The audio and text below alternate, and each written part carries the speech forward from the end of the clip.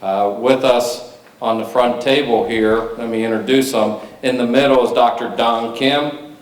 Dr. Kim is chairman of the Department of Neurosurgery at UT Health, and he's also the director of the Misher Neuroscience Institute at Memorial Hermann. On his right is Dr. Gerard Francisco. Dr. Gerard is the Chief Medical Officer of TIRR Memorial Hermann, and he's also the chairman of the Department of Physical Medicine and Rehabilitation at UT Health. And then on Dr. Kim's left is Pia Carusone. She's Chief of Staff, the Office of Congresswoman Gabrielle Giffords. We're going to start it off with Dr. Kim updating you on yesterday's events, and then at the end of the group discussion, we will open it up for questions. Dr. Kim. Good morning. Yesterday was an important step in Gabby's recovery. She had 2 procedures yesterday, and I'll describe both of them to you. The first was a cranioplasty, and then she had a shunt placed at the same time. As you know, the cranioplasty was for the skull defect. It was an implant that we used, and this was something we had planned to do around this time. Gabby had also developed a condition called mild hydrocephalus. Hydrocephalus just means water in the head in Latin, and it's a condition that develops in many patients who have a brain injury. We produce daily clear fluid that bathes our brain called cerebrospinal fluid. That fluid is also reabsorbed on a daily basis, and when there is injury, that reabsorption can be partially clogged, just like having a partially clogged drain. When that happens, that fluid can build up, and that's something that can be treated with a shunt.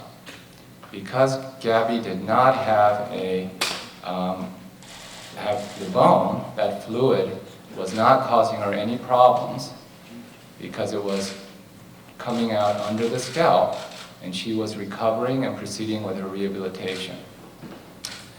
We waited until now to do these procedures for several reasons. First, we wanted to make sure there was no infection or other problems from the initial injury that can complicate putting in an implant. And second, we wanted to see if the hydrocephalus, or the water in the head, would resolve on its own, because many times it's temporary. When it became clear that it would not resolve, we felt that this was the optimal time. And so she had the implant put in, and then the shunt is a permanent, completely internalized system that goes into the fluid collection. It's entirely under the skin. It goes into the abdomen where it's reabsorbed. And you can't see it from the outside, and many patients in the US have shunts. It's something you can have for the rest of your life and doesn't impede anything. Both were done yesterday. The procedure went well. She has woken up and is at her baseline from before the surgery. We did get a CT scan to check on how everything looked. I'm happy to say the shunt's in good position, the implant's in good position, and everything looks great. At this point, we are starting bedside rehabilitation because she's so soon after surgery. We're not going to start the full rehabilitation, probably for about 2 days, and Dr. Francisco will talk about that. And we're expecting that she will be here until sometime next week, at which point she will go back to the inpatient facility at TIRR Memorial Hermann. Gerard? Thank you. Since she's doing very well after the surgery, we have agreed to start some therapy today and tomorrow, and we're going to progress this as she improves further from the surgery.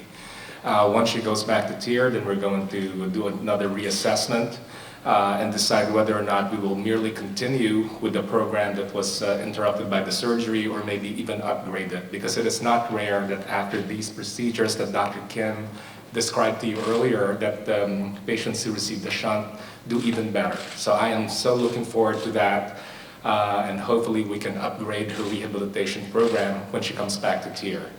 TIRR and Memorial Hermann, TMC, are linked, so even though she's here, I'm still overseeing her rehabilitation care. And when she transitions back to TIRR, Dr. Kim and his team, including Drs. O and Isiku, will be assisting me in the Congresswoman's care. With that, why don't we go ahead and open it up to questions? Are there questions from the audience? So Yes. You mentioned that after a shunt, there can be a improvement. Can you elaborate what kinds of improvement and why would that be? Well, a lot, because the fluid is pressing in certain parts of the brain. Once the shunt relieves that fluid, then there will be more chance for certain parts of the brain to heal. I won't be able to tell you exactly what I expect that will get better, but I'm optimistic that when she comes back next week, we're going to see a lot of positive changes that will allow us to upgrade the rehabilitation program even more. Yes, ma'am. Can you say how long the surgery was yesterday? The surgery, we say from skin to skin, which means when you make the incision to when the closure was done, was about 3.5 hours. Yes? What made you decide to do this surgery now while Mark is away versus waiting a while? Yeah, Mark and I had talked about this exact issue, and he had always said that he wanted her care to be at the optimal time and not to be around his shuttle schedule or any of his work issues. And so I just felt that this was the right time to do the procedure, and that's why we did it. You're talking about increasing her rehabilitation and stuff. Mark Kelly this morning, speaking from space, said that she's going to be remaining a TIRR outpatient when released from the inpatient setting. When do you anticipate that to happen? Are we talking weeks, months, days? Your guess will be as good as mine. I don't know. I cannot give you a particular time frame. As I said earlier, I'd like the opportunity to reassess her when she comes back to TIRR. And then over the course of the next several days or few weeks, we will decide what's going to be best for her once she's discharged from the hospital. Can you describe in greater detail the cranioplasty, what part of the skull is replaced, what they replace it, what you replace it with, how the procedure's done? I think people will be interested in that. So, as you know from our prior conferences, that this much bone is removed to help relieve the swelling. We have two options. One is either to put the patient's own bone back or to use an artificial implant. In her case, her bone was in several pieces because of the kind of injury she suffered. And plus, parts of that bone were contaminated with a bullet coming in, and so there may be germs. And so I didn't want to take the chance of increasing the infection risk of this procedure. Because this is an implant either way, infection is a problem that we worry about. So what happens when we are not going to use the patient's own bone, which obviously is modeled perfectly in the skull, is nowadays the technology is there to regenerate her skull based on the CT scans. Then the computer can make an implant that fits perfectly the defect. And then we can place it on the model of her skull to make sure it fits. And then when we go into surgery, it would be rare. It has never happened in my experience where the implant is off and doesn't fit perfectly. It's a synthetic material. It's usually made of hydroxyapatite ceramic. And interestingly, it's porous. It's designed that way. And over the next several months, her own bone cells will migrate into this porous material and will lay down calcium. So if in 2 years somebody gets a CT scan, you can see the new bone having formed. How big is it? About? Well, I don't have the exact dimensions, but it's about this big and about this tall. Yes? I understand she didn't love wearing her helmet. Did she express that she was excited to do this, happy that she what was her feeling, if anyone wants to talk about that? Well, I think nobody is excited to go to surgery, but on Tuesday, I can say she was very pleased that the step had come. We had been talking about that. This morning, she looks great. I started calling her gorgeous Gabby today, and I think she hasn't looked in the mirror yet, but as soon as she does, she'll be very pleased. So did she have to wear a helmet to protect her skull in the hospital or while traveling to Florida? You know, that this now eliminates? What's the situation for her? Yes, I mean, you know, if you have the bone flap off, you don't have to wear a helmet all the time, but whenever you're in a situation where you might fall or some kind of trauma can occur, you need to wear it. She does not need to wear the helmet anymore, and since she came out of surgery, she has not worn it, and we can start the rehab again without her having to wear it. She wore it while doing PT or OT? Yes. Did she wear it while she traveled? Yes. Can you assess her progress, her cognitive progress, and maybe tell us when you think she might be able to return to work? Well, I'll start with that, and I'll let Gerard finish up. I would say first that, you know, if you think back to our first press conference here, we were talking about, you know, whether she was aware of her surroundings or whether she was out of her coma. You know, it's only been about 4 months, and really for a patient to come this far as she has in that period of time, after the kind of injury she's had, is almost miraculous. I mean, she has made tremendous progress. The rate of recovery, though, is variable over time, and we can't predict exactly how much more progress she's going to make going forward. So it would be very hard to say if and when she can return to work, but she has done very well so far, and we hope that that progress continues. Gerard? Well, I'm sure you all saw the video of her ascending the steps last month. Now, that was 3 or 4 weeks ago, and all I can tell you is that she's recovering very nicely. So if that was 3 or 4 years ago, just imagine what she can do now. So she's doing very well. In terms of her cognition, it has improved significantly. We're having more meaningful and fun conversation. She's cracked me up several times. She's made some jokes. So we had very good social conversations as well. In terms of returning to work, I agree with Dr. Kim. It's really quite difficult at this juncture to make any guesses as to when she will go back to work. This is something that we will reassess when she goes back to TIRR and maybe even after her discharge from TIRR. Is she walking? Is it less help, or do you still have people around her when she walks, or using other Well, it depends on what kind of walking activity we're doing.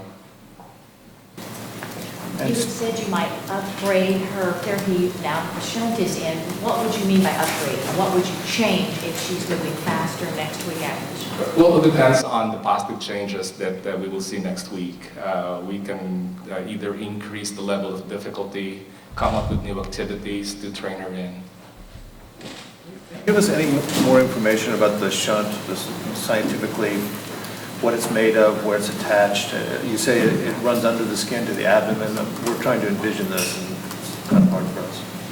Okay, well, I wish I had a picture, but if you look at a picture of our brain, inside is a cavity that's called a ventricle.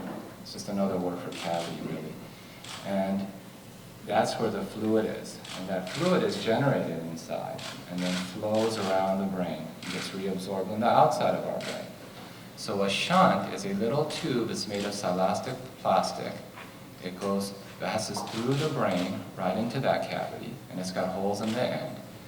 And then it comes just through a little, very small hole in the skull, and then it's attached to a valve so that we can regulate how much fluid flows. And the valve has a pressure-sensitive mechanism, so it only flows when the patient needs it.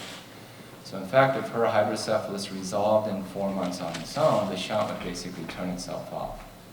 Then it's got more plastic tubing that runs under the skin, behind the ear, and it goes into the abdomen.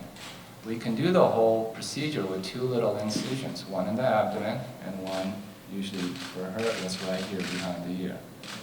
And then we have a hollow tube that we can pass between the 2 incisions that goes in the subcutaneous space. It's just fat, so it passes pretty easily. Once the tube is across, we can pass the catheter through, and when we take the tube out, then it's entirely under the skin. So it's not visible. It's something that nobody would tell somebody has. In fact, patients often even forget they have it after a while. And we can change the setting now with a magnet without having going back to surgery. And we can turn it off if we want. And because of the valve, it will regulate itself virtually. Dr. Kim, were you ever in contact with her husband direct, or are you going through NASA? Have you talked to him direct post-op? Yes, I've emailed him several times since the surgery. Obviously, we had talked about the possibility of all this before he went, and so we have been able to communicate with him, and he's aware of what's happening. I think Pia's been talking to him as well. Yeah, I've spoken with him. I spoke with him once yesterday afternoon when the surgery was almost complete, and his brother Scott spoke with him last before he went to bed yesterday, and that was after the surgery was complete, so we were able to get the good news up to space. Can you tell us what her attitude has been like since she came back from seeing the shuttle and coming back here? Has she been a little down after all the excitement, or what's it been in the past few days? No, it's been exciting. I mean, obviously it's a big week for us. We, knew going into this week that the surgery would be on Wednesday, and she's excited. It marks a major milestone for her. So she hates the helmet. She tells us about it every day. And she actually, someone wrote 5/17/11 on the top of the helmet as the final date. It's like, that's it, So it's an exciting week for her, and she's been, looking forward to this for a while. You mentioned concern about contamination. Are there any bullet fragments still there? Yes, there are. And before we did the surgery, we did scanning to make sure that there was nothing that looked like an infection. As a precaution, I also scanned her to make sure all of her arteries were okay, because that is something we do think about. And everything looked perfect. I know Mark was really hoping that her hair could stay. I don't know, with surgeries like that, I'm sure you have to shave again. I don't know what you wound up doing. Was there a decision? Well, yeah, it wasn't much of a decision, because the main thing we worry about with this surgery is the risk of infection. On a per 100 patient basis, it's not that high, but it's much higher than other surgeries. And the reason for that is that we're putting in a large implant that blood doesn't flow into. And if it does become infected, then it's a lot of more. We've got to remove it, we have to clear it, then you have to put it back in, and it's weeks of hospitalization. So Mark did mention that to me. I said, Mark, it's hair, it won't grow back, and I want as little chance that we're going to have a problem as possible. So we ended up shaving everything off. I think it looks quite cute if you ask me, and her hair will grow back very evenly and soon. What is the per 100 infection for this and for sort of more general surgery? Well, in general, it's about 1% or less in general. And for this, it's several times higher, 5 to 10%. Well, a couple more questions, and we're going to wrap it up. Just I want to follow up on his question. You mentioned bullet fragments. Where are they? Well, that's kind of a technical answer. There are just a few fragments that are scattered, and it's common after a gunshot wound for little fragments to remain. But are they in the cerebrum? Are they in the brain itself? Not easily removed? No. I mean, removing it would cause more injury. And if there isn't a problem with an infection, for example, then the brain adjusts to it and there's no long-term consequence to that. Aside from her going back to work, is there any timeline for her being discharged and continuing therapy on an outpatient basis? What are the possibilities? Not yet. Let me rephrase that. Of course, we always have a general idea. But as I've mentioned many times before, in rehab, we do a continuous assessment at least once or twice a week to see if the discharge date that we initially identified was appropriate. So we're using the tentative discharge date as some sort of a general guide, just to remind people that, hey guys, our patient's leaving at this time, so we have to make sure that everything's in place. In her case, and in the case of our many other patients, we do a regular reassessment, and then we change the discharge date based on the person's needs. Are the rehabilitation needs best met in an inpatient setting or an outpatient setting, or maybe even at home? So that is something that we will resume when she goes back to a TIRR. So you don't have one for her right now, a tentative one? Well, I cannot share with you what my team has discussed, but most likely that will change when we see her next week. Couple more and we're going to wrap it. You just mentioned that she had woken up. Has she spoken since the surgery, and if so, what's she said? Well, initially, you know, she was in some pain and had some nausea, which is very common. But we talked about how the surgery went, and she was very happy about that. And of course, right now she has bandages on, so she's anxious to see how things look like. And she's doing really very well. Pia, can you tell us whether she's following current events, I mean, before the surgery, obviously, trying to get back into her life's blood, which is politics? Can you tell us anything about that? Yeah, we talk, I mean, you know, we'll read her news articles. You know, the Arizona Daily Star has mailed a copy of the paper to her every day, so it's a day old, but she gets to see the local newspaper. You know, so we read our articles from that or other papers, and you know, update her on what's gone on. You know, Trump's not running for president, or you know, whatever the news is. So. I'm still an idiot. Yeah, we you know, she's interested, absolutely curious and interested. What does she complain most about in terms of the exercises or the rehab or being in the hospital? What's her complaint? What does she like? She complains about being in the hospital. She talks about missing Tucson, but specifically of the exercises, I would let Gerard answer that. I mean, she loves them all equally. She does. Well, I think it's normal for many of our patients who've been with us this long to complain of some therapy, especially the most challenging ones. But we have a conversation and I get my way. She goes back to therapy. She's a very, kidding aside, she's a very driven person. So when I explain to her what the rationale is for doing some kind of therapy, she goes along very well. And sometimes I know that she's already fatigued or she may be having some pain somewhere, but she's such a great team player, she will go along the therapy. And towards the end is when she will say, I'm tired or I'm done. So we work with her. That's probably a good place to end. We appreciate your interest, and we'll keep you updated as Gabby continues to progress. Thank you.